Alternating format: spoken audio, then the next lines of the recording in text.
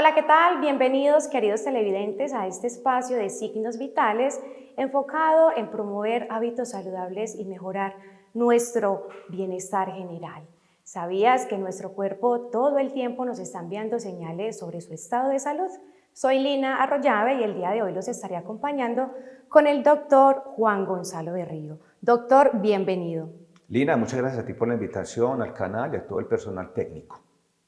Doc, sé que tenemos mucha información para todos nuestros televidentes y para las personas que nos acompañan, que nos visitan a través de las diferentes redes sociales, y hoy tocaremos un tema muy importante y son esos niveles altos de azúcar que finalmente se convierten en unas enfermedades silenciosas. Iniciemos entonces mencionando qué tan frecuente es que las personas lo visiten a usted por temas de diabetes, de niveles altos de azúcar. Bueno, es bastante frecuente, pero no tanto como consideramos inicialmente que sucede, porque muchos síntomas que las personas pueden presentar les damos otra interpretación o consideramos un diagnóstico diferente. Solamente si tenemos la precaución de tomar pruebas de laboratorio, en este caso una glicemia, nos puede confirmar la presencia de dicha enfermedad. Estamos hablando en términos generales de lo que es la diabetes, popularmente conocido como el azúcar alto en la sangre. Y si bien los excesos de consumo de alimentos ricos en carbohidratos, es decir, lo que tiene que ver con el azúcar, que hay que decirlo, la glucosa es la principal fuente de energía del cuerpo, pero cuando está en cantidades excesivas o cuando no pasa bien de la sangre a los órganos, se presenta dicha enfermedad. Entonces es bastante frecuente, pero lastimosamente hay que decirlo, que el número de diabéticos que puede haber en el mundo es indeterminado, pero se calcula que entre el 8 y el 10% de la población en general puede tener esta enfermedad con un agravante, y por eso es por lo que muy bien en la introducción mencionas que es una enfermedad silenciosa, y es que por cada diabético ya diagnosticado puede haber 2 personas más que aún no lo saben que son diabéticas. Sí, señor, en temas de salud mental, el azúcar también podría afectar el estado del ánimo, el bienestar psicológico en las personas. Sí, naturalmente, porque cuando una persona empieza a tener síntomas diferentes a lo que es la salud habitual, pues comienza a preocuparse y a estresarse, y en particular cuando hay pérdida de peso, eso hace disminuir el autoestima. Entonces lleva a que no haya una tranquilidad total y absoluta, a que no haya la capacidad de concentración adecuada para las tareas diarias, y que al momento de dormir se pueda sentir irregularidades. Bien puede ser que haya insomnio, que es tardío o temprano. Temprano es cuando se nos hace difícil conciliar el sueño, pero dormimos el resto de la noche. Y el insomnio tardío es cuando nos dormimos pronto, pero nos despertamos muy temprano y luego es complicado volver a dormir, perdón. De manera que sí, termina por afectar de una u otra manera el área emocional de cada paciente. ¿Cuáles serían, Doc, entonces esos principales riesgos de consumir azúcar en exceso? Bueno, pues como estamos hablando hoy de la diabetes, es la enfermedad que nos puede generar mayores daños a los órganos vitales. Significa a los ojos, dando ceguera finalmente, a los riñones, insuficiencia renal, a todo lo que tiene que ver con enfermedades cardiovasculares y puede predisponer a infartos o algo más, a los nervios del cuerpo, pero no los nervios de qué susto, qué miedo, sino a las raíces que llevan sensibilidad y movilidad. Y como se altera la sensibilidad, pueden comenzar a haber hormigueos, cosquilleos y otros síntomas que ahora miraremos con más detalle, llevando a que haya pérdida de fuerza. Puede perderse aceleradamente también el peso. Entonces, realmente la diabetes es la principal razón, pero puede haber caries cuando no existe una higiene dental adecuada. Puede haber problemas de obesidad o de sobrepeso. El sobrepeso es el aumento un poco por encima de lo ideal, que se llama índice de masa corporal. Y ahora que también miraremos sobre los factores de riesgo, miraremos qué tan importante en las personas es determinar cuál es la circunferencia en centímetros con 1 metro de su panículo adiposo o de su masa o grasa abdominal. Esos serían entonces, Doc, los síntomas que presenta la persona y cómo podríamos diagnosticar que en el momento se está presentando una enfermedad precisamente relacionada con esos altos consumos de azúcar. Bueno, realmente respecto a los síntomas, pues ya enseguida lo haremos con más detalle, pero lo que puede verse es que si no tenemos precaución respecto a lo que tiene que ver con la alimentación, esto se nos puede salir de las manos. Sí es importantísimo decir que hay diferentes tipos de diabetes. La tipo 1 es más frecuente en niños o en jóvenes, no todos son delgados, pero la tendencia es a tener un menor peso corporal. Y se da porque el páncreas no funciona bien. Es una enfermedad autoinmune. Significa que las defensas del cuerpo atacan los propios órganos y en este caso atacan el páncreas. Estas personas requerirán de por vida aplicarse insulina. La diabetes tipo 2 es más frecuente desarrollarse con el tiempo y se puede dar en personas obesas o en personas delgadas y tiene que ver con que el páncreas no produce bien la insulina por razones que también miraremos ahorita más tarde o las células no captan bien. ¿Qué hay que decirle a la gente para que entienda fácil? Comemos alimentos, se libera la glucosa que es la fuente de energía, el páncreas que es un órgano ubicado detrás del estómago, aquí en esta región, se llama el epigastrio. Tiene unos 20 centímetros más o menos de longitud, unos 3-4 centímetros de grosor y un peso aproximado de 100 gramos. Ese órgano llamado páncreas produce unas hormonas, insulina y glucagón. También tiene una función exocrina, que es ayudar a la digestión en el duodeno para descomponer alimentos. Si ese páncreas no funciona bien, el azúcar no entra a las células y al estar alto nos puede generar complicaciones como los que en la diabetes vemos con tanta frecuencia. Doc, tenemos algunas preguntas por parte de nuestros televidentes. Vamos a conocer la primera.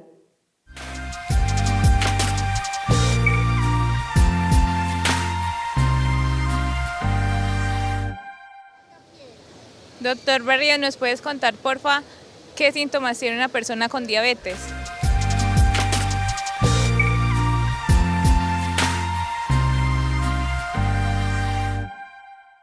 Bueno, muchas gracias a la televidente por su pregunta tan interesante, Lina. Es bastante importante que la gente se preocupe por estos temas.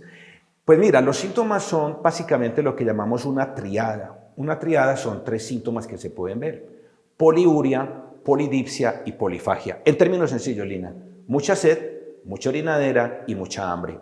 Pero hemos visto que con el tiempo los síntomas han variado un poco y que de acuerdo al tiempo, la cronicidad de sufrir la enfermedad, pueden aparecer otros síntomas. Por ejemplo, una pérdida inexplicable pero acelerada de peso, una sensación constante y creciente de fatiga o agotamiento físico, síntomas de parestesias, es decir, hormigueos, cosquilleos, entumecimiento, pérdida de fuerza en las extremidades, básicamente las manos o los pies. Si se trata de un hombre, disfunción eréctil, es decir, impotencia o dificultad para tener una relación sexual de forma normal. Puede haber también igualmente alteraciones del sueño y disminución de la atención y la concentración. Esos síntomas pueden sugerir que hay algo. No solamente la diabetes los puede originar, hay enfermedades como la glándula tiroides, como los cambios hormonales, sobre todo en ustedes las damas, que puede bajarse los niveles también de vitamina D, pueden influir. Esos son los síntomas que nos indican que tenemos que esmerarnos más e investigar con más detalle si existe una diabetes. En particular, Lina, si tenemos antecedentes familiares, haciendo la claridad de que si bien se transmite de padres a hijos, es más frecuente que la enfermedad se pueda transmitir de abuelos a sus nietos. Doc, ¿la enfermedad de la diabetes también puede manifestar cambios en la piel? Claro, Lina, se me escapaba, muy importante decirlo. Cuando las heridas no cicatrizan como debe ser, con la prontitud deseada y requerida, o cuando hay pigmentación oscura, lo llamamos acantosis nigricans, aquí en la región del cuello de las axilas, también debemos de sospechar esta enfermedad, al igual que de pronto cuando tenemos la visión borrosa, porque igualmente en los ojos produce consecuencias desagradables. Y muy importante, Doc, mencionar estos factores que nos pueden predisponer a padecer la enfermedad de la diabetes. Sí, es muy importante porque esa es la manera en la cual nosotros podríamos a la gente decirle con anticipación, venga, ponga cuidado, póngase pilas, puede estar sufriendo esta enfermedad. Hay factores que son modificables y otros no lo son. ¿Qué es inmodificable? Lina, la genética.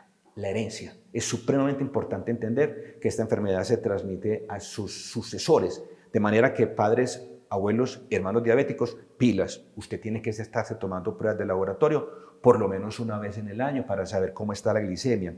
Igualmente, la edad. Después de los 45 años es más frecuente que se presente.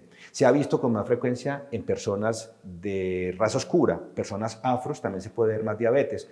Pero si yo tengo obesidad o sobrepeso, puede influir. Muy importante, medir la circunferencia con 1 metro del abdomen. Ustedes, las damas, si esa circunferencia por encima de la cintura mide 89 centímetros o más, o si somos nosotros, género sexo masculino, con una circunferencia igual o mayor a 102 centímetros, hay que tener cuidado con la diabetes.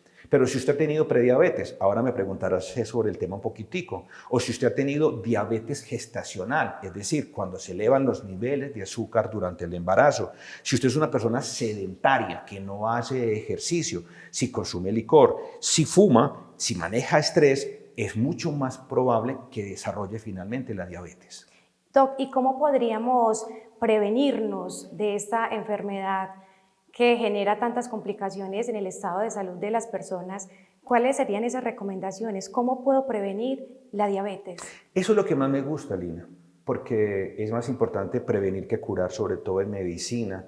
Los que acabamos de mencionar, pues tendríamos que hacer lo contrario, es decir, evitar el licor, evitar el cigarrillo, hacer ejercicio por lo menos 30 minutos al día por 3 días mínimo a la semana. Pero la gente dice, es que a mí no me gusta el ejercicio, entonces salga a caminar, pero es que a mí no me rinde el paso. No, es que no es una competencia de los olímpicos.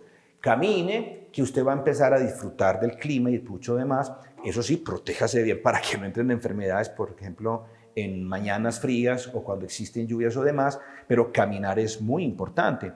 Maneje tranquilidad en la medida de lo posible, es decir, olvídese de esos problemas que usted no puede resolver, que el precio del dólar, que el cómo va el gobierno, que el clima, eso no depende de usted. Entonces, no se estrese por situaciones que no están bajo su alcance cambiarlo. No tiene sentido hacerlo. Tenga una dieta balanceada y sana, es decir, disminuye el consumo de calorías o de carbohidratos. No solamente lo que son los dulces, ya miraremos también lo que tiene que ver con harinas y con grasas. Eso es supremamente importante y algo muy necesario, duerma bien. No soy yo el más llamado a dar ese tipo de recomendaciones porque soy de los que menos cumplo, pero si usted duerme 7 a 9 horas diarias bien dormiditas, eso le protege no solo contra la diabetes, sino contra muchas enfermedades. Doctor Berrigo, acaba de tocar un tema muy importante y es el estrés, y precisamente tenemos a una de nuestras televidentes relacionada con esta pregunta del estrés. Vamos.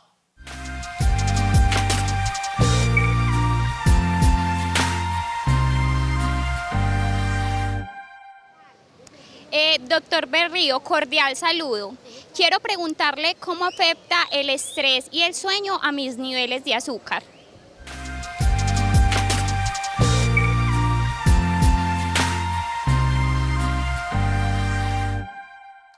Muchas gracias por la pregunta, también muy importante, Lina.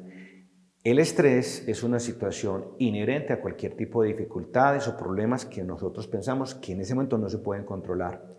Y cuando estamos en situaciones de estrés, trabaja una glándula que es muy poco conocida, porque la gente habla de la glándula tiroides, los ovarios, las gónadas masculinas que son los testículos, el páncreas, pero pocos conocen que existe una que se llama la suprarrenal. Es una especie de gorrito como la cresta de gallo que tienen los gallos, que está aquí arriba de nuestros riñones.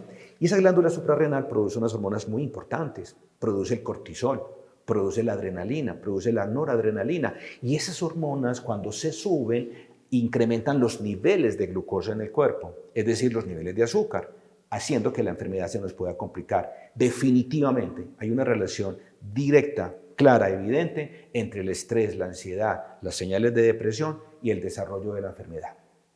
Hay otro tema, doctor, muy importante y es la adicción. He visto en redes sociales, por medio de algunos reels, y hacen unas comparaciones bastante fuertes con el consumo del azúcar y algunas drogas. Y es cierto que el azúcar puede generar adicción. Si es cierto, ¿cómo se da este proceso?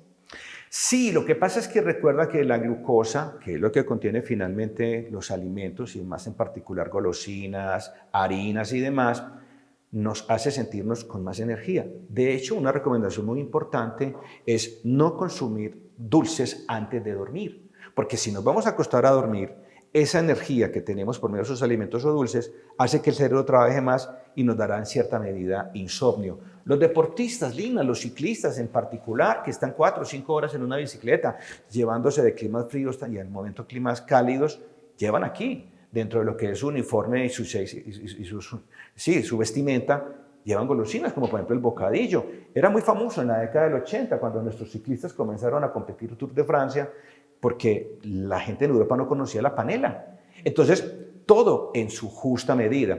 Pero el azúcar puede producir muchas cosas, como enfermedades cardiovasculares también, como la dislipidemia, que es el aumento del colesterol y los triglicéridos en sangre. Ya habíamos hablado también de la hipertensión. Y algo muy importante, y es que en los niños el exceso de azúcar va a generar apetito selectivo. ¿Qué significa? Doctor, es que este niño no come. No seamos tan paisas, tan exagerados.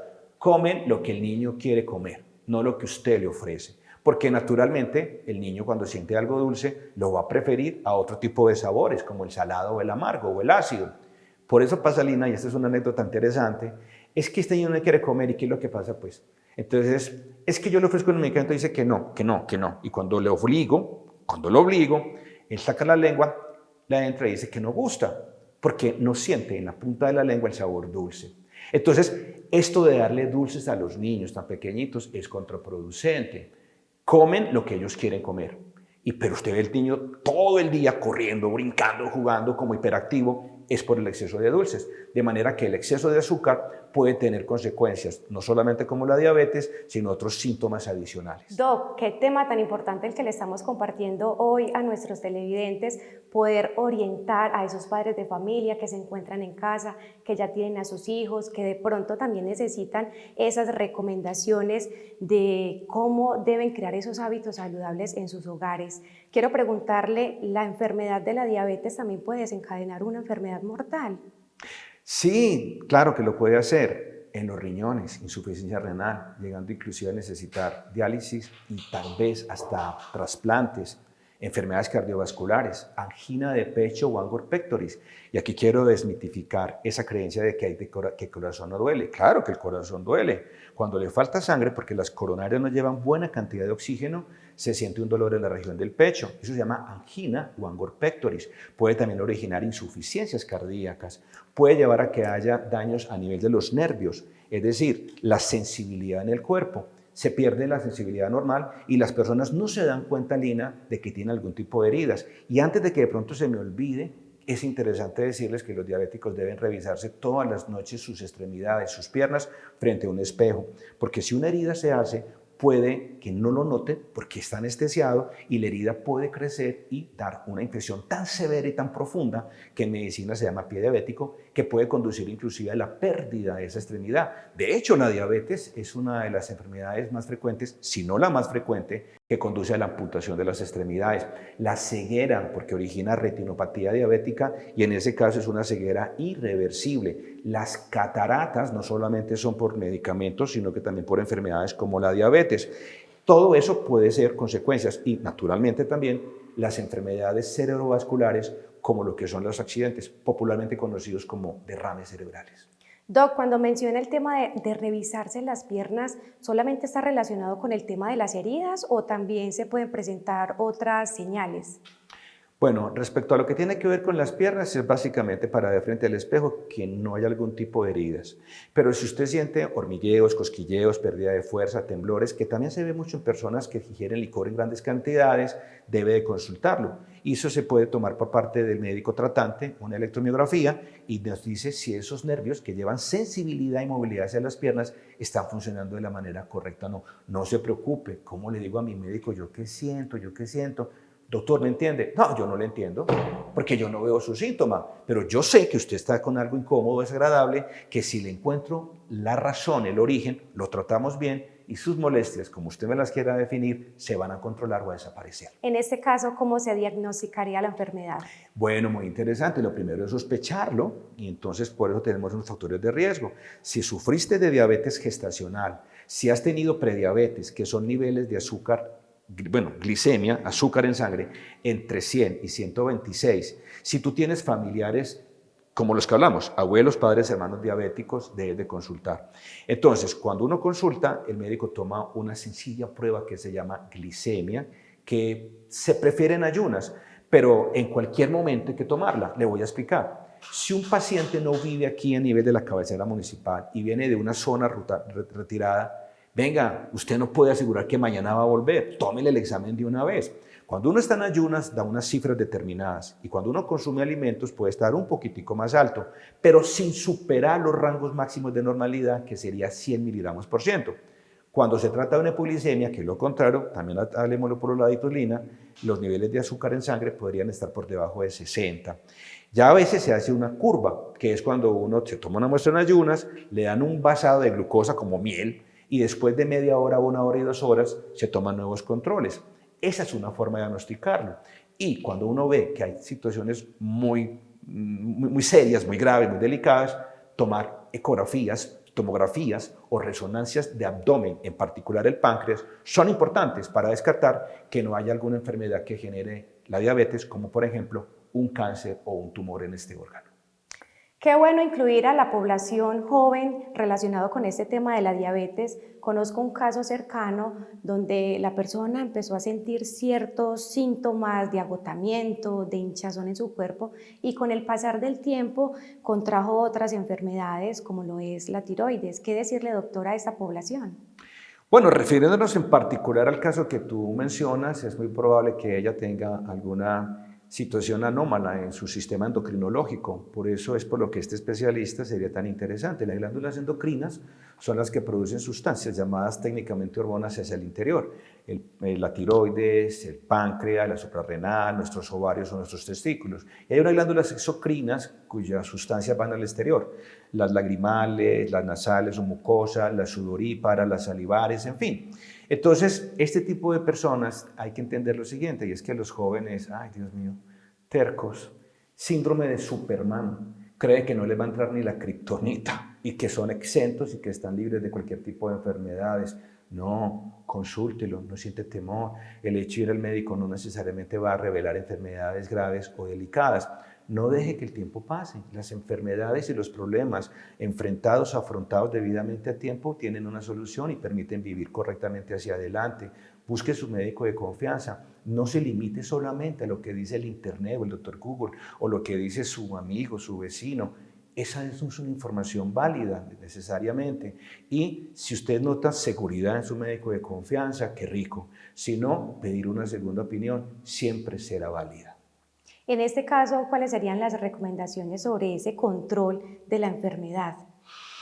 Bueno, pues diagnosticar que la enfermedad sí realmente se presenta, hacer controles periódicos de la glicemia y a veces, sobre todo en personas mayores con mayores síntomas, que valga la redundancia, nosotros pedimos una prueba llamada hemoglobina glicosilada, que es el promedio del azúcar o de los niveles de glicemia en las últimas 12-13 semanas, últimos 3 meses.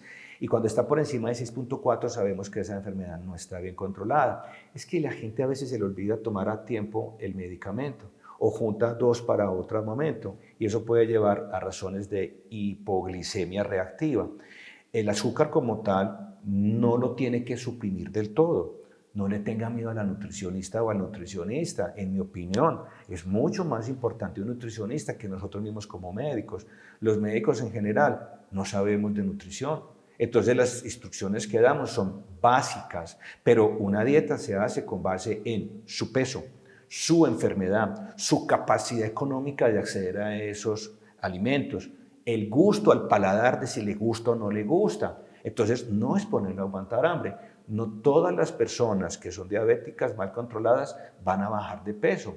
Ahora, no es la única razón para que cuando usted pasó y superó una infección, cree que es que, doctor, necesito una vitamina, un reconstituyente. Ojo, me ha pasado porque ya estoy muy viejo en esto, Lina, son 34 años y medio. Muchos pacientes que consultan tienen realmente una diabetes. Si usted después de una infección o una enfermedad, una cirugía, se siente cansado, tómese una glicemia, eso vale 12-15 mil pesitos. Y si tiene la enfermedad, tratémosla de una vez. No se limite a buscar vitaminas con el farmacéutico o con el médico de confianza o con su amigo más querido. Dicho esto, ¿qué hay de cierto que consumir ciertos medicamentos también pueden influir en que esos niveles de azúcar estén altos, doctor? Lina, claro que sí. Hay varios medicamentos que se utilizan para ciertos tipos de enfermedades o patologías, pero que pueden dar efectos secundarios en el organismo. Mire, los esteroides. Y aquí vuelve mi cuentecito. Aquí está Irene detrás de cámaras y me lo he escuchado muchas veces, Irene, gracias por la paciencia. Ojo con esos esteroides, población en general. El uso de una dexametasona, una betametasona, que porque el médico me lo mandó, que porque lo mandó el farmacéutico, que porque el amigo, no.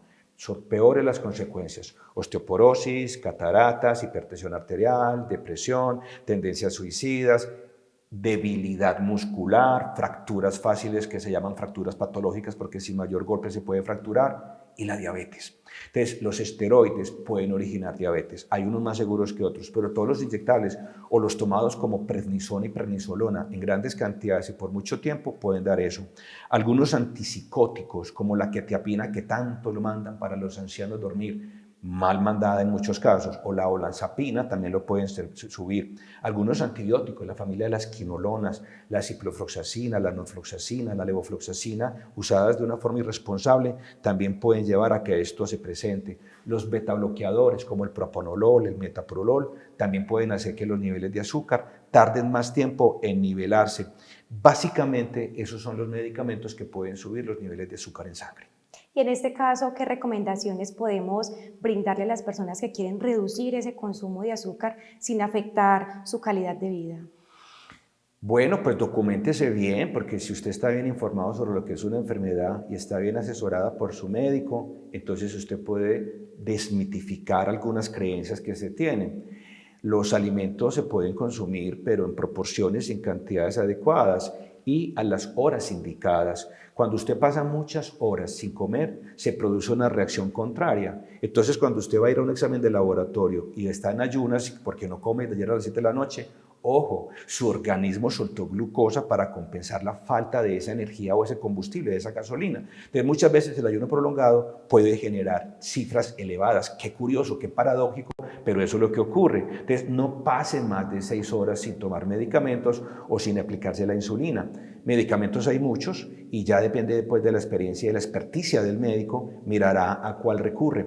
Haga ejercicio con cierta periodicidad, baje los niveles de estrés, evite licor, evite cigarrillo, maneje el sobrepeso, que es muy importante también manejarlo, y no tenga temor respecto a su enfermedad. Hace muchos años, hace algunos años, la diabetes podía tener menor pronóstico de vida. Ahora, con los tratamientos actuales y el conocimiento que la ciencia ha desarrollado, podemos vivir de una manera decente y correcta y óptima con una enfermedad como esta. En este caso, ¿qué tan importante serían las alternativas naturales o los edulcorantes para esas personas que quieren reducir el consumo de azúcar? ¿Se les puede recomendar o mejor decirles: no consuma azúcar, tómese su botellita de agua, su jugo sin azúcar o bajo en este? Comienzo por la más fácil de las dos, los edulcorantes, que son esas tabletas que empleamos para endulzar. Aquí siempre hemos evitado dar nombres comerciales. Todo lo que usted vea en pastillitas que alguien saque que ofrece, por ejemplo la stevia, que es una molécula, el aspartame, que también esta vez es como tan atacado por algunas razones secundarias, es una opción. A mí personalmente no me gustan las cosas simples, es decir, sin sal y sin azúcar del todo. Respecto a lo natural, ay, Lina, toda la vida la humanidad ha estado esperando que le digan: encontré la fuente de eterna juventud. Y de vez en cuando aparecen medicamentos milagrosos. Que la moringa, que lo que es el ginkgo biloba, el ginseng, la uña de gato, el cartílago de tiburón, el embrión de pato, el noni, los omega 3, omega 6, omega 9, que los quemadores de grasa, que el R13 y no sé qué más cosas. No, vaya a los medicamentos bien orientados por su médico y naturalmente a lo que tiene que ver con la alimentación. Bueno, se nos va agotando el tiempo, doctor Berrío. Nos falta una pregunta por parte de nuestra televidente.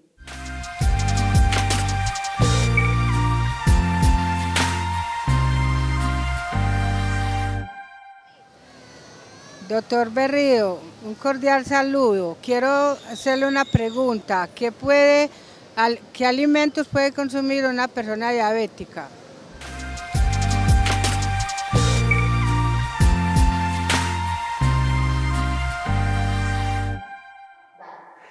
Cordial saludo, muchas gracias por la pregunta. Lina, eso es parte fundamental del tratamiento de la diabetes y tiene que ver con la alimentación. Una alimentación balanceada, saludable, nos permite tener la enfermedad muy controlada sin recurrir tanto a medicamentos que es a veces tan aburridor.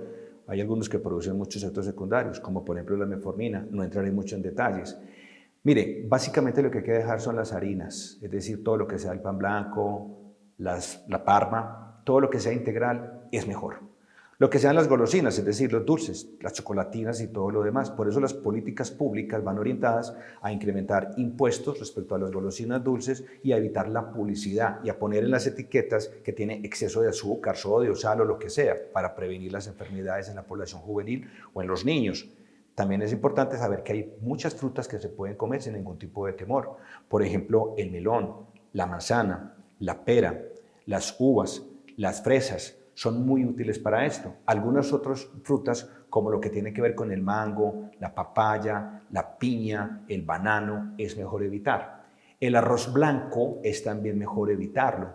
Todo lo que tenga que ver con licores, suprimirlo, tomar mucho líquido, básicamente agua, tomar bebidas o jugos naturales, pero sin dulce. O si usted quiere con un edulcorante, porque no es tan maluco, lo puede también emplear. La papa también se puede consumir de una forma también moderada, como tiene que ver con todo. No solamente es apuntar a evitar la diabetes, sino mantener un control siempre permanente del peso.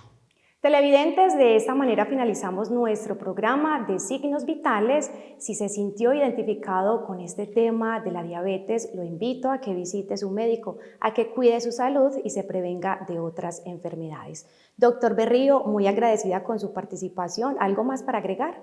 No, Alina, por el contrario, gracias al canal por tenerme siempre en consideración para este tipo de programas tan académicos y tan necesarios. Sí, primero, no le tenga miedo a la enfermedad, bien controlada y orientada por el médico apropiado o por los especialistas correctos, como el endocrinólogo o mejor aún diabetólogo, nos permite vivir bien. Segundo, no le tenga miedo a la nutricionista, visítela, es mucho más importante que nosotros. Si logran tener una alimentación balanceada y sana, su enfermedad va a estar muy controlada. Y tercero, mi sugerencia, provéase de un glucómetro o un Restrometer, ese aparatico que tiene un costo aproximado de 70 a 80 mil pesos, que se puede conseguir aquí en alguna droguería del municipio, nos ayudaría mucho a llevar un constante seguimiento y una valoración periódica de cómo están los niveles de azúcar.